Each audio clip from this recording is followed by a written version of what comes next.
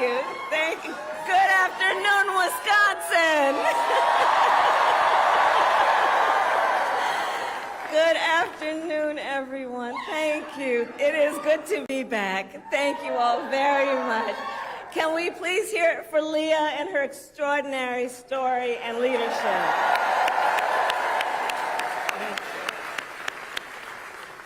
And I do believe our teachers do God's work. They teach other people's children, and God knows we don't pay them enough.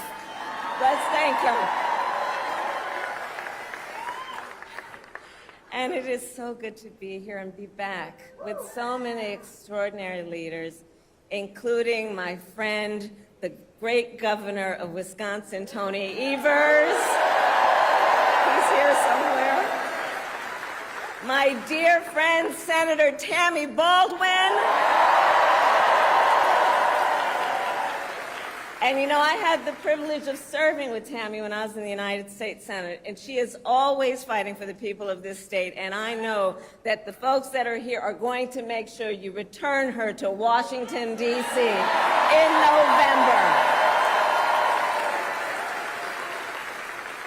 Yes, we are going to elect her back to Washington, D.C. It is so good to be here also with Lieutenant Governor Sarah Rodriguez, Attorney General Josh Cole, Wisconsin Secretary of State Sarah Godlewski, County Executive David Crowley, Mayor Cavalier Johnson, and the great State Party Chair Ben Wickler, who I have worked with. Ben, you and I have been working together for years, and I can attest he knows how to build the infrastructure that delivers wins up and down the ballot. Thank you, Ben.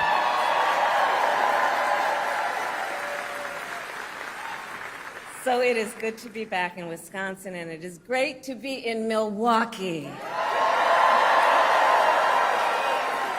As many of you know, our state campaign headquarters are in this city. Yes, and there is a reason for that. The path to the White House goes through Wisconsin. Yes, it does. And to win in Wisconsin, we are counting on you right here in Milwaukee. And you all helped us win in 2020. And in 2024, we will win again. Yes, we will. So, Milwaukee, I want to start by saying a few words, and I could really speak at length, but a few words about our incredible President Joe Biden.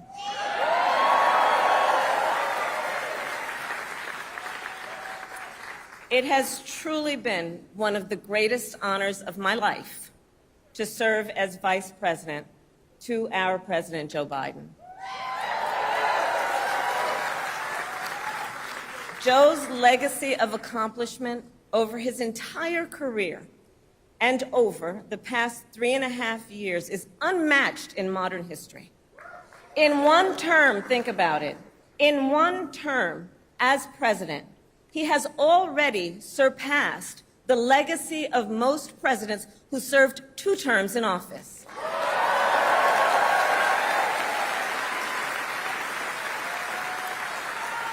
And I know we are all deeply, deeply grateful for his continuing service to our nation. And it is my great honor to have Joe Biden's endorsement in this race.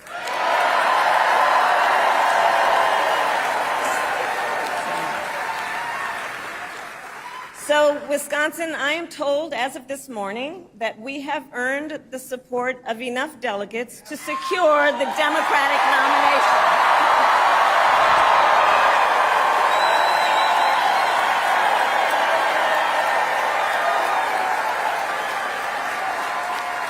And I am so very honored, and I pledge to you I will spend the coming weeks continuing to unite our party so that we are ready to win in November.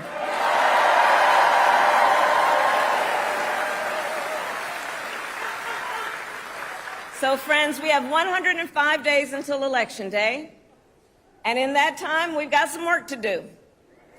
But we're not afraid of hard work. We like hard work, don't we? And we will win this election.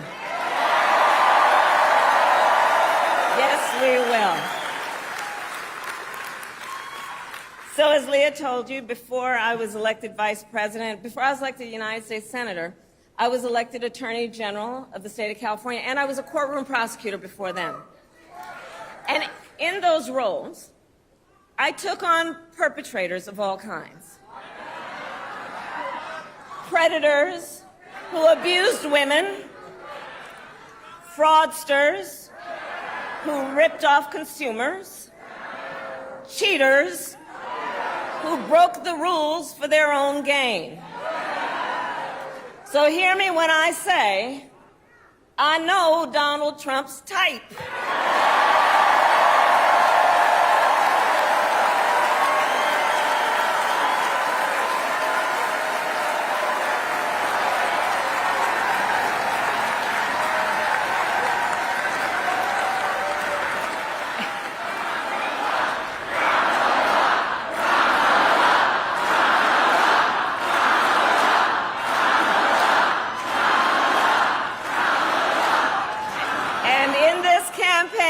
I promise you, I will proudly put my record against his any day of the week.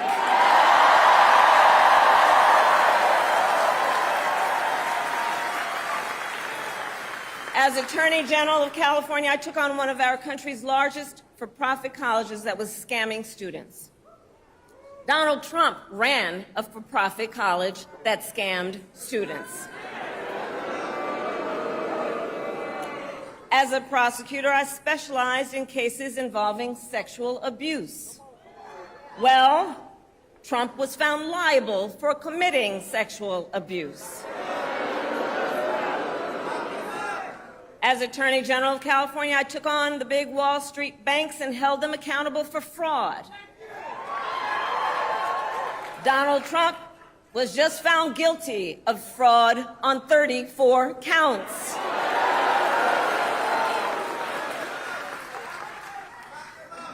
But let's also make no mistake, this campaign is not just about us versus Donald Trump.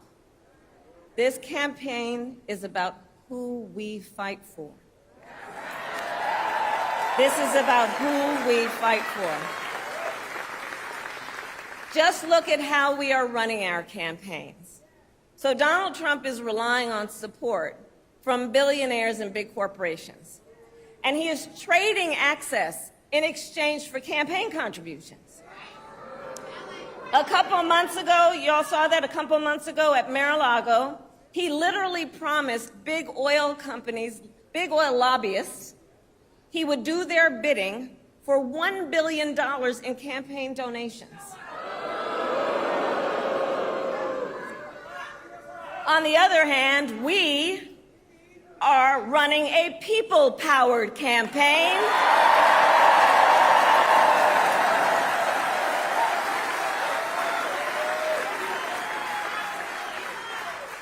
And we just had some breaking news. We just had the best 24 hours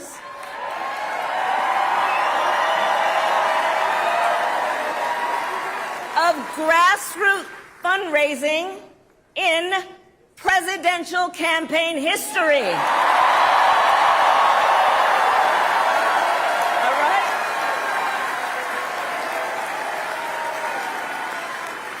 And because we are a people-powered campaign, that is how you know we will be a people-first presidency. And Wisconsin, this campaign is also about two different visions for our nation. One, where we are focused on the future. The other, focused on the past. We believe in a future where every person has the opportunity not just to get by, but to get ahead.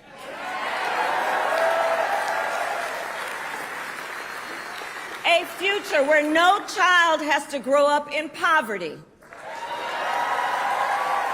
Where every worker has the freedom to join a union.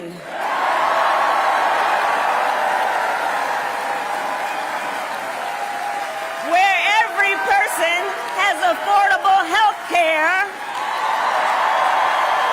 affordable child care,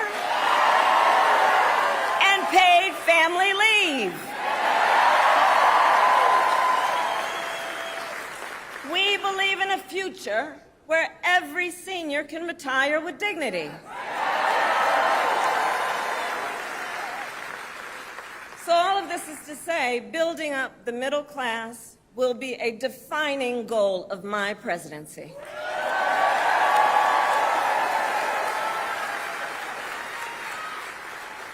Because here's the thing we all here, Wisconsin, know. When our middle class is strong, America is strong.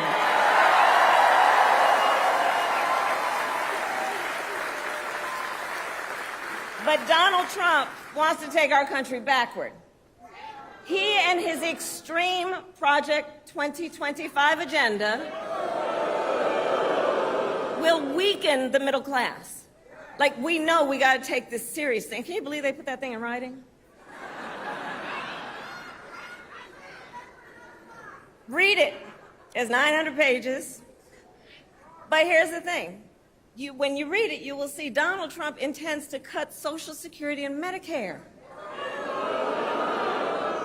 He intends to give tax breaks to billionaires and big corporations and make working families foot the bill.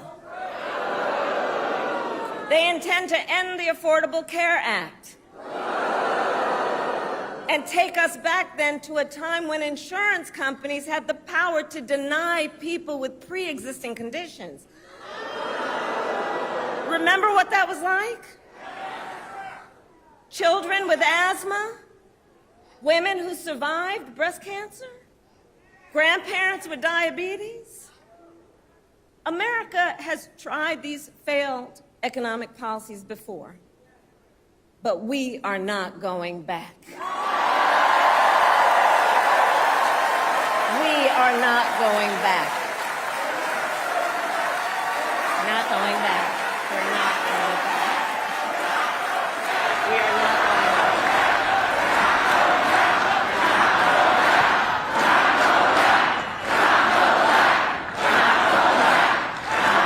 And I'll tell you why we're not going back. Because ours is a fight for the future. And it is a fight for freedom. Generations of generations, and we have to remember this, the shoulders on which we stand, generations of Americans before us led the fight for freedom. And now, Wisconsin, the baton is in our hands.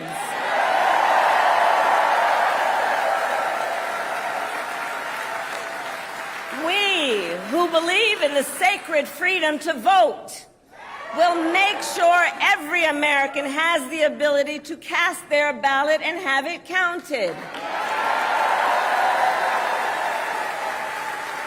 We, who believe that every person in our nation who should have the freedom to live safe from the terror of gun violence,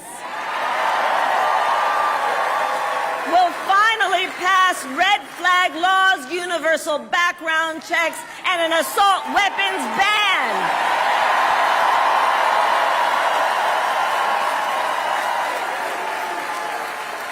And we, who believe in reproductive freedom, will stop Donald Trump's extreme abortion bans because we trust women to make decisions about their own body and not have their government tell them what to do.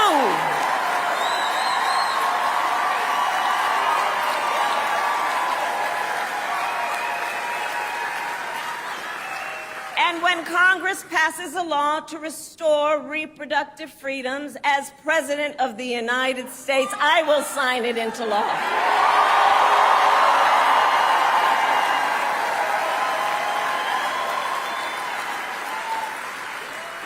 So, Wisconsin, ultimately in this election, we each face a question. What kind of country do we want to live in? A country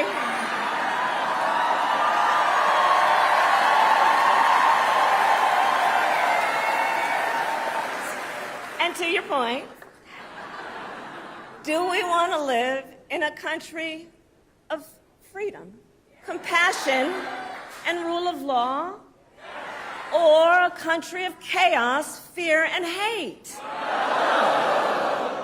And here's the beauty of this moment. We each have the power to answer that question. The power is with the people. We each have the power to answer that question. And in the next 105 days, then we have work to do. We have doors to knock on. We have phone calls to make. We have voters to register. And we have an election to win.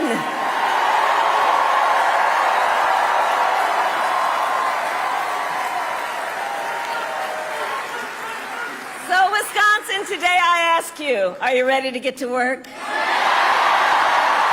Do we believe in freedom?